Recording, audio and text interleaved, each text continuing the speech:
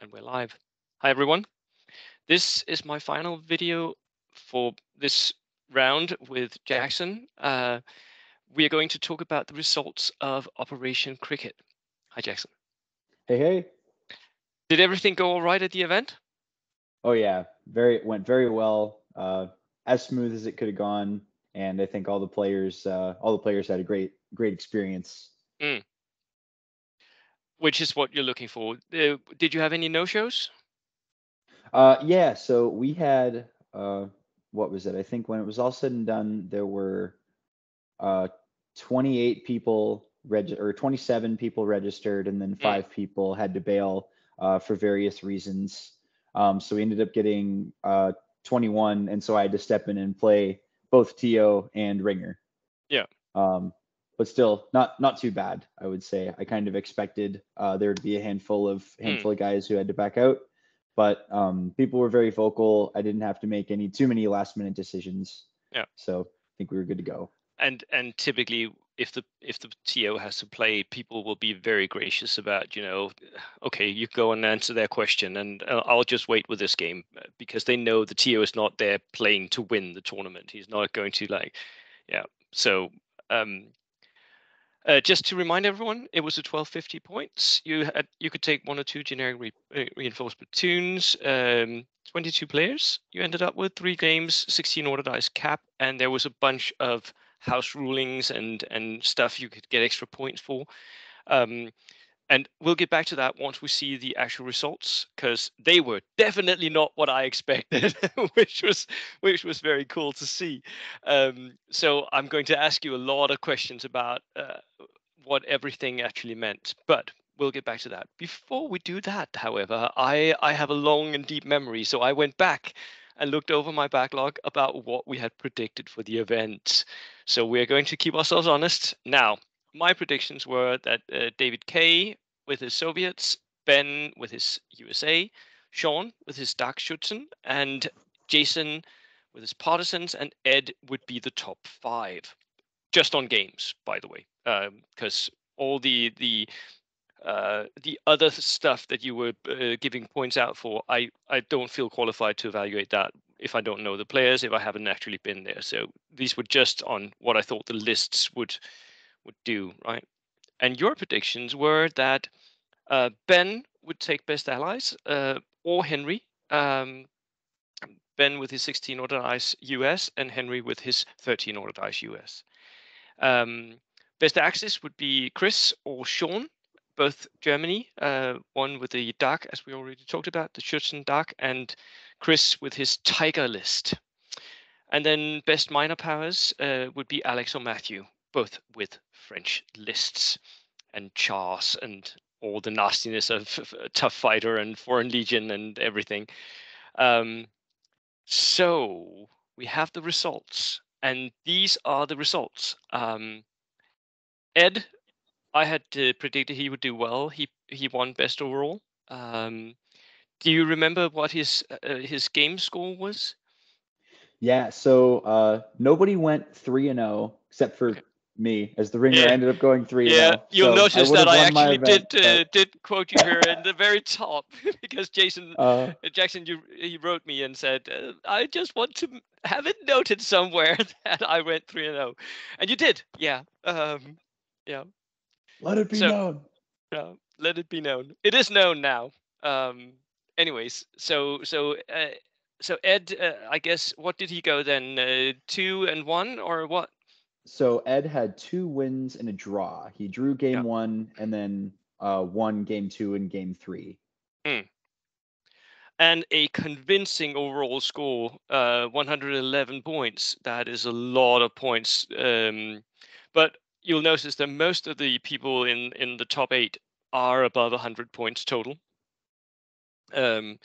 Also, you'll notice that there's a good spread here among axis, allies, and minors here. So I guess that's all down to your pack, Jackson. That everyone has a chance here. Joe had his Germany army. He came second overall. Can you explain to me why he's not the best Axis, though? Yeah, that was entirely my fault. So going with so how I ruled best axis in the best generalship, for example, so best minor, best axis, best allied was entirely off of general score. Mm, So that was your how you did in your games. yeah. So if you went 2-0, if you went 2 in a draw, and so Chris actually had 2 wins and a draw, Yeah. whereas Joe had 2 wins and a loss. And so going Ah, only off of generalship score, Chris actually got the best axis. But yes, factoring in painting, factoring in sportsmanship, factoring all those other factors that we were talking about, that then pushed Joe up. Yeah. Joe actually was very, very close to getting best overall. And if he had gotten the draw, Mm, then he would have won the event overall by because that's an extra 5 points. He would have beat Ed by 1. He would have had 112. nice. And then we had Alex and Henry. Both of these had been predicted by you to be in the top. With best minor power, the French army of Alex there, and then Henry for best allies generalship with his United States. Um, so these also must have done well, both in games and outside of games. Can you remember their scores? Yes. Yeah, let's see. So Alex had again 2 wins and a draw, Mm, as did Henry, 2 wins and a draw. And actually, Henry and Jeff were both tied for generalship score. So it came down to your kill point differential. So how many order mm, dice did you kill versus how many died mm, on your army? And that actually came down because Jeff had 16 dice, whereas Henry only had 13. Remember how we were talking about the mm, low order dice may actually come into yeah, play? Um, Henry's veterans and fact that he had a low order dice count, he was able to stack that differential a lot every single game. Whereas Jeff maybe had some small teams or some inexperienced mortars or things like that that people could easily click off. yeah, So his differential was less. yeah. And if you look here, viewers, look at how close the overall score was for these guys. It was extremely close for these three players here. Then Chris, Jeff, and Ben picked up the slack here, and then Ben Allen, whom both of us had predicted would do better, he came just in top 10, and Ricky Boggs being the final top tenner. So this was my predictions here were abysmal. um, they did not pan out at all. But Jackson, you were pretty good. You've got of your picks, you got 4 in the top 10 of the ones that you thought would be in like the top 6 ish. That's pretty good going. Actually, 3 of them in the top 6 as well. So yeah, Thank you. Yes, I think that comes down to like almost all of these players have played in multiple events of mine, and so I know how a lot of your analysis go yeah, entirely off of the list, and you yeah. and you have your what 60% accuracy if you're going off of the list. I Yeah, think ish, but I'm a little bit lower on this one.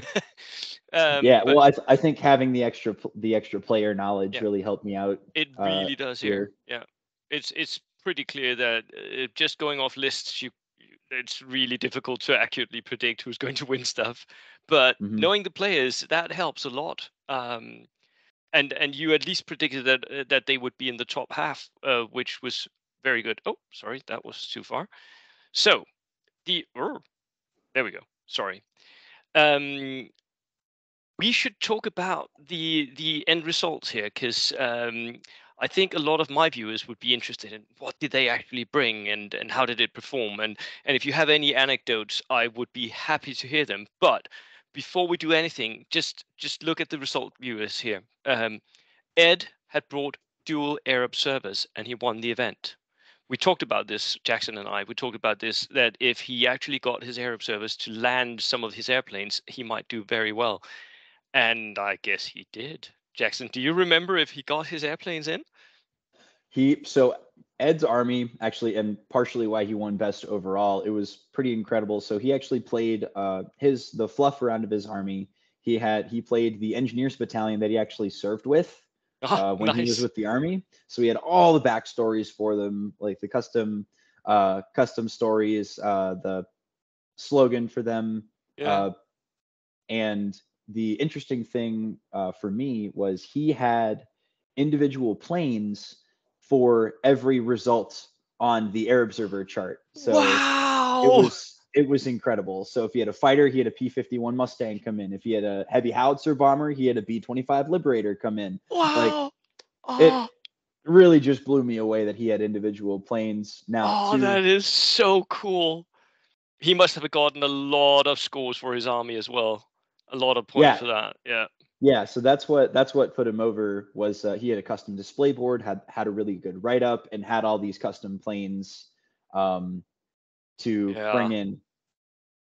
Could have done a little bit better on the time as far as resolving the strikes because he had all the stuff to choose from. Yeah, of course. But it ended up being super cool. I got a couple of really good pictures. Remember what he did for rookie pilots? You know, he didn't tell me. So I don't think there were many. I know my Air Observer in my games, I had no rookie pilots. They all came in, they all blew something up, and Yeah. I assumed that Ed had similar luck. Wow. Then Joe, who I had not seen doing this, he brought a Tiger 2, fuel shortage Tiger, and he came second. Alex with his French, we already talked about that one. 12 order dice was very low for me, but we're going to go and view the list in a minute. And Henry with his USA gear and Hellcat. I'm guessing I'm going to eat some words about the Hellcat soon because people are doing okay with Hellcats right now. And then Jeff with his Canadian barbecue. All of this pretty good results. Thank you so much for having me look at all these lists. It's been a true pleasure just to see all this, and also just being surprised by what happens when you put a pack together where you have high points and a dice cap. That really changes everything up for me. It does, at least. Mm-hmm. So just quick clarification on this 17 order dice. That should be 16 because I know Easy Army flags the Canadian stubborn rule as an extra order dice. That is right. It does. So it's 16, not 17. That's right. Right. We should go here, and the first one that we needed to look at was Ed's list. Go.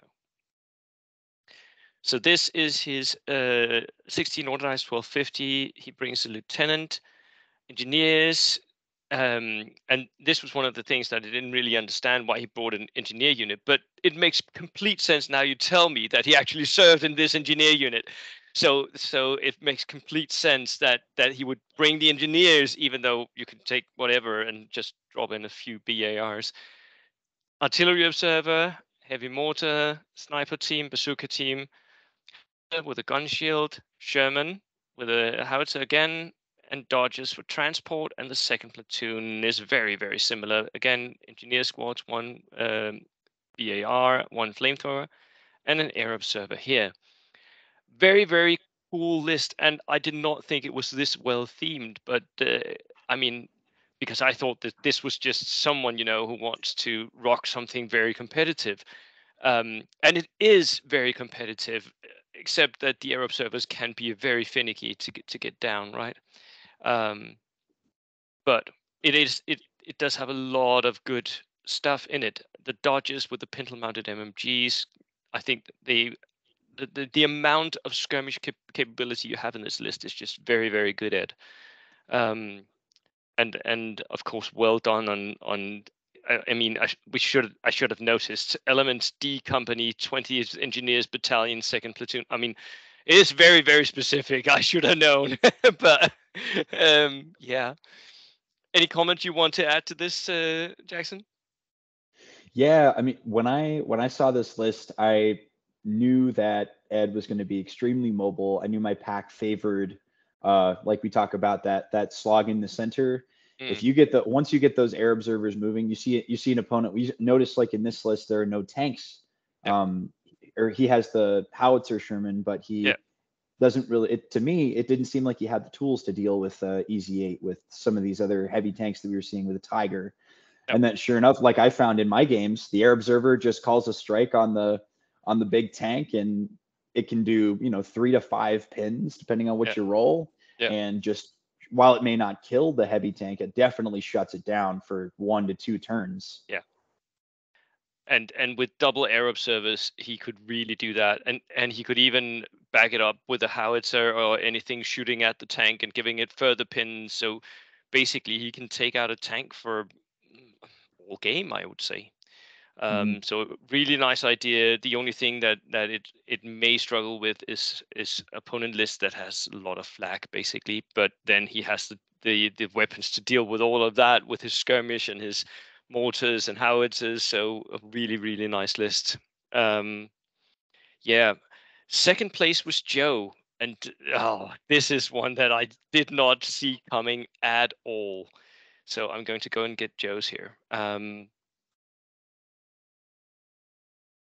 And sorry, this is just an image of it, so I'm just going to enlarge it here. Right.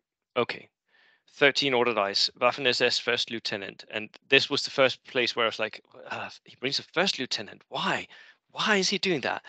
And then he brings a Charlemagne squad here with No Way Out, Fanatics, Hitler Youth. So just a bunch of different units here that has different capabilities, all of them. The Volkssturm and Volksgrenadiers, of course, are green or mixed quality, and again with lots of different gear, lots of different units, a replacement SS squad as well. The German LMG team, I understand those; these are really good. Inexperienced medium mortar. We're seeing a lot of those in Northern Europe. Not so much in Britain, though. I don't know why. A flak, and then some easy order dice for the Tiger 2 fuel sources. Look at that one. 500 points. 500 points. That is insane. Tell us about his games if you can, please. What did he do? So the theme of the fuel shortage Tiger is it ran out of gas every single game. It would roll up onto the board and go kaput. It ran out of fuel almost instantaneously. So yeah, every game he had these little tokens to say whether it was out of gas, and depending on, because he had all these mixed quality troops. He actually had a really good token system to keep track of everything. But yeah, I mean, first game, the funny thing was, so he ended up actually going against the other player. He ended up going against Cole, who had a King Tiger list. So we had both of the King Tiger lists playing each other round one. And I was expecting there was going to be crazy shots, all these moments, and then nothing happened. They both just missed. So unfortunately, the Tiger did nothing round one. Oh man! But rounds 2 and 3, the Tiger absolutely did its job. I think round 2 he went up against the Easy 8, and the Tiger took one look at the thing and just destroyed it. Yeah. And then game 3 was a similar notion where he took one look at a tank and it wasn't there anymore. Yeah, with a +7 super heavy AT gun, if you hit anything, it absolutely goes away. It doesn't matter what it is. It just dies. Yeah. Yeah, and between like his flak, his Kubelwagen, all the troops, he does take a fair amount of solid extra picks. Yeah. I mean, there are like the horse-drawn limber is maybe the only thing that's just there for an order dice, but the rest actually all can do stuff, right? The medic should sit behind some of the veterans just to keep them alive or try to keep them alive. I mean, it's not bad. It's just a lot of points to sink into that one tank if you go out of fuel every single time you drive onto a table. Yeah. But quick note about Joe as well for the big thing that carried him. So he went 2 and 1, whereas Chris, who ended up winning Best Axis, went 2 wins and a draw. Yeah. What put Joe over the edge as far as total score was his painting. He had an absolutely beautiful Last Levy theme, all these notes about it, and the centerpiece of his display board was the Brandenburg Gate. Oh. He had a model Brandenburg Gate and like layers of trench defenses, piled up barricades, and he actually had a blown out IS-2 with like the turret coming off mid shot. Truly was an incredible display board. And that's a comment that I want to make on with a lot of these players is You can see the pictures on Facebook. You can see what all the painting scores were like. But man, was I blown away by some of the creativity of some of these players. Like, specifically, I want to call out Jeff's fins with his full display. He had all these old newspapers in the back, like a big diorama explaining the siege of Helsinki and the Sisu squads, all sorts of stuff. Just everybody really showed out to create, to really take advantage of that painting rubric. And I just want to call that out, that I just was blown away by the caliber of painting and battlefields and everything. So really made best overall something to fight for. I will, by the way, link is in the description to the pictures, so you can all go and watch them for all these amazing stories and painting and display boards. Oh man, that is so cool, right? Joe, congratulations on actually coming second with a King Tiger. I did not think that this was even possible.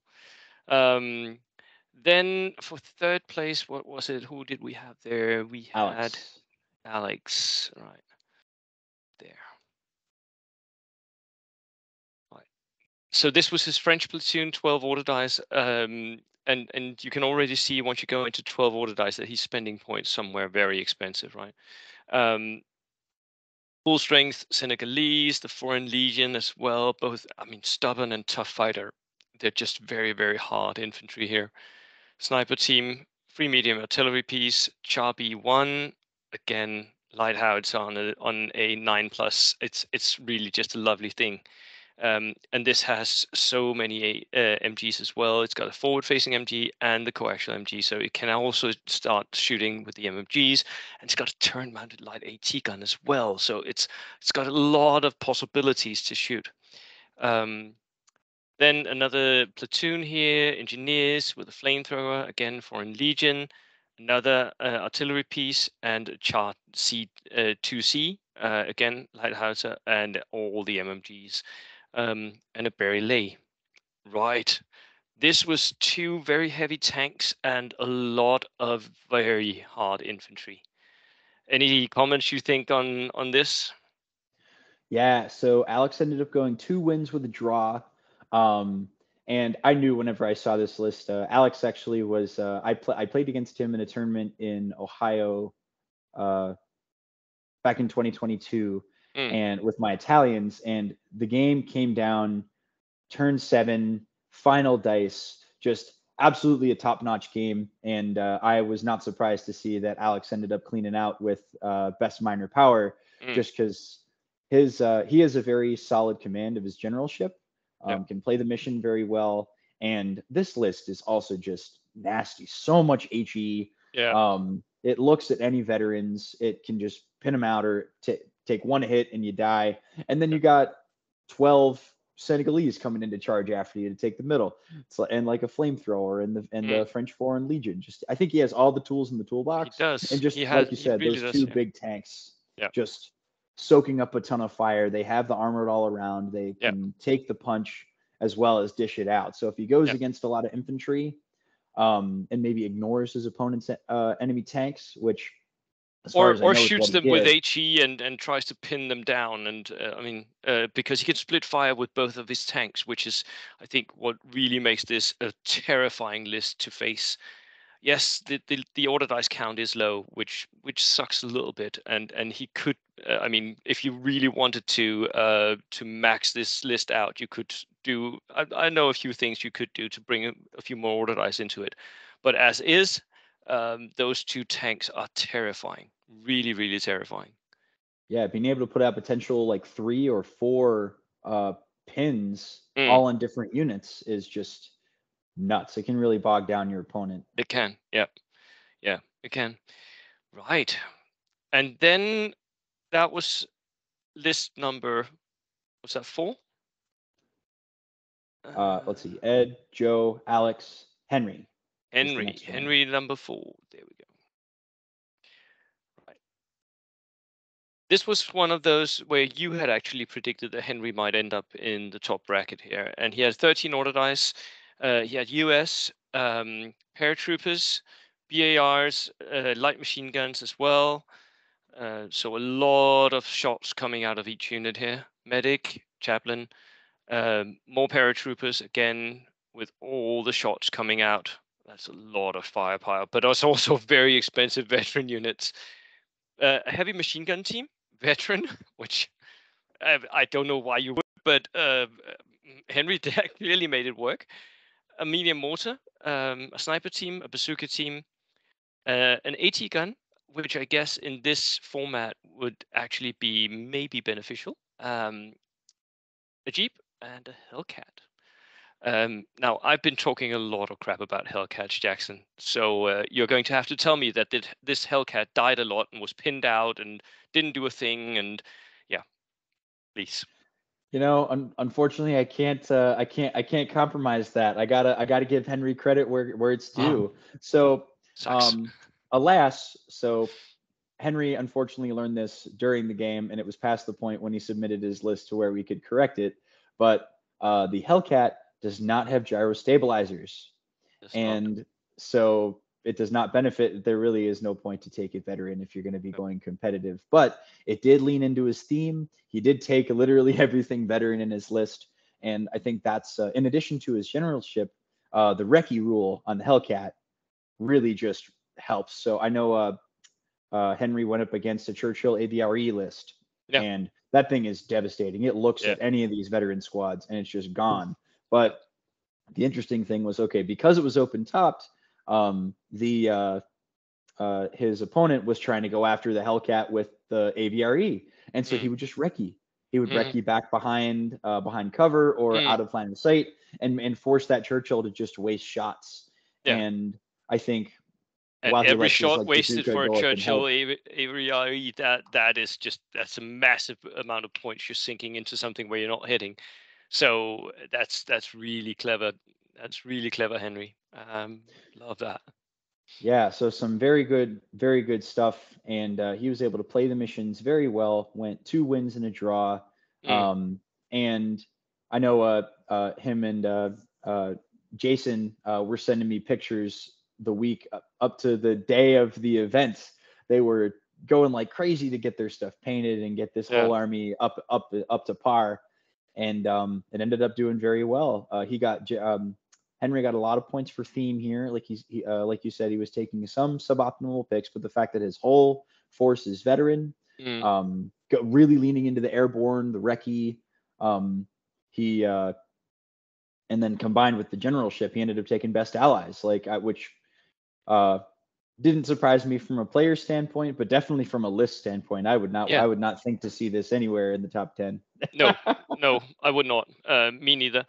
But you definitely know the player, and I mean, for me, a good player can really take an average list and bring it to the top bracket.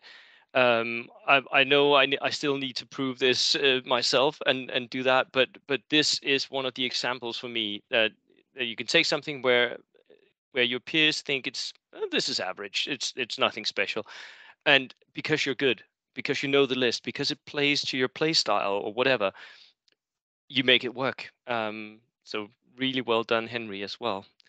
Right. Final list we're going to talk about, and this will be the end of Operation Crickets for this year. And that was where do we have it? Jeff Ashley's Canadians. Jeff Ashley's can do it. Ashley, right. Here we go. Right. And I believe you actually did a review of this list. I did. Before the event. Yeah. And I did not think that this would go into the top bracket as such. I mean, he brought light machine guns, and at that I'm already out. I'm like, oh, my brain can't. I can't process this. It's just not. It doesn't work. But tough as all boots, Canadian and riflemen and just stubborn, and these are just, they're very hard to get rid of. Yes, I know they're regular, but they have all the extra rules that makes them very, very good backline holders, or like skirmish units in your own half of the table, right? A free forward artillery observer, the Canadian engineers, and these are just lovely. I mean, they're just good. I don't know why you wouldn't take any flamethrowers though, and maybe Jeff can tell us at some point. I don't know. Yeah, that Uh, was extremely surprising to me. I yeah. was thinking like you could trade both of these LMGs because I allowed a 2 flamer limit, take Mm, 2 LMGs out, put 2 flamers in. yeah.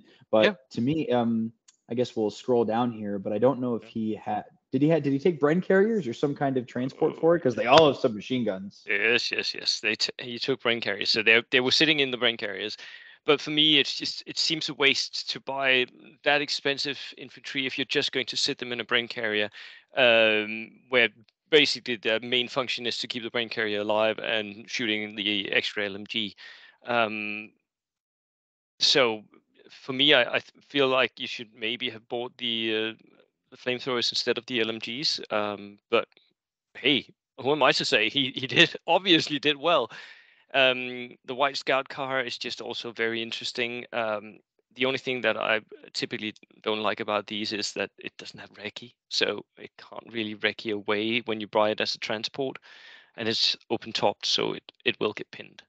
Um, Early warm motorcycle and sidecar, love those. I've got 3 sitting on my shelf right now, and it's just a lot of very again very good special rules. The veteran sniper, the commando peer team veteran again, the 25 pounder with the gun shield. So everything is pretty hard to kill, really. Um, and then just a lot of armored vehicles here, right, with the Sherman 2 as well. What were your thoughts? Yeah, so let's see if I can go back to his games. Uh, So Jeff actually round one. So Jeff ended up playing against Ben, um, which we had picked for possible best allies, Mm, and they both drew, which was interesting because I would think with this list going up against double Chaffee, double Bazooka, double Howitzer, I would have thought that it would really struggle with a lot yeah, of the open top like you were talking about. yeah, yeah. But the mission um, kind of was revealing in that they were able to secure the draw and kind of stay up. Um, Round two, Jeff had a resounding win against David and his Croatian Legion Germans. Mm, Um, and the Sherman 2A just popped off. And that seemed to be a theme through his whole event mm, where instead of targeting the opponent, or actually taking the medium tank or taking that Death Star tank like you were talking about yeah. against an enemy that has maybe armor 7 tanks or a lot of soft carriers or maybe a light tank, having that advantage with a heavy AT gun. If your dice are with you, then your opponent's just crippled. And Yeah. so stick the Sherman on ambush, let your opponent walk on with their Panzerwerfer or something like that, and Mm, it just gets blown out of the water. yeah. So I can see that this list is extremely mobile, which is what my army catered to. And if you get a little clever with how you play your Sherman 2, then I think you can make up for the deficiency of not taking 2 flamers. Yeah. And he obviously did, because I mean, going, what was it, 2 and a draw? Yes. Yeah, yeah, that is well done. Right, Jackson, that was everything from us for this round. Do you have any final words for people out there, for the guys who attended the event or for the next one? Yeah, I just want to say thank you to everyone who came out and even the players who couldn't make it. I really appreciated you sending me the lists and kind of being involved through the whole process. And actually, I already got a call from the museum and from the guys over in Firelands Games. They want us to do another one that we did get asked back. It was a flagship event, definitely. Actually, the owner was telling me that they were originally going to just play in the local library and the fact that all the bolt action guys showed up, we ended up turning. They were like, okay, now we have the numbers to be able to rent out the museum, which was Mm, just a wonderful location, and they definitely want us back next year. Um, brilliant. so yeah, very solid event. Thank you so much to all the sponsors who kicked in the prize support. That everybody walked away with so many like models, paints, kits, you name it. Everybody came away happy. And I had a lot of learning as a TO. I got a lot of very good feedback as far as maybe get a little bit different in my mission design. I know a lot of players were um, uh, they felt a little limited by the fact that I required reserves to be split up every game. And so maybe I think next tournament I'll probably leave it up to the players. Say, okay, you may put up to half in reserves, to kind of give those changes. Maybe adjust my mission design a bit, or some of but the list comp was good, and I think the changing the score from going only from best general, your win record, to encompassing things like painting, like hobby, like theme, is something that the Bold Action hobby I'm really thankful for, especially the Adepticon events, and a lot of the events that I go to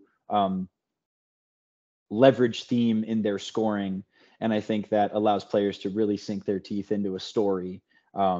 Which is something that a lot of players of Bold Action really enjoy. Yeah, but I know that is slightly different from your approach, or from the European approach, I guess, that is not for there's a lot of historical players in Europe as well. I think the majority of Bold Action players are in it for the theme and the history. I'm just not. So a lot of people are, just that. Yeah. A lot of people are, and I feel like we need to make sure that it's not just because much of the Bold Action, like the podcasts and the YouTube channels that cover this, either covers like individual games, or they cover tournaments, or competitive Bold Action. The Jugger guys do that. The Snafu guys do it sometimes. But I mean, going and talking about thematic events as well in the same way that I do about competitive events is actually, I think, a very, very good idea, because they need to get as much coverage. So and you can actually lean as much into it if you want to, and feel the same, like the rush that I get from going and winning something. You can get exactly the same by people just staring at your army and feeling like, wow, that is amazing, what a good job you've done, right? So yeah, Jackson, thank you so much for coming on. Good luck with the setting up the next one, and I guess you'll be typing for missions now then. I will. Yeah. Thank you so much for having me, Bo. This has been a great series, and I hope we can do it again. Let's do that. Right. All right. Cheers, everyone.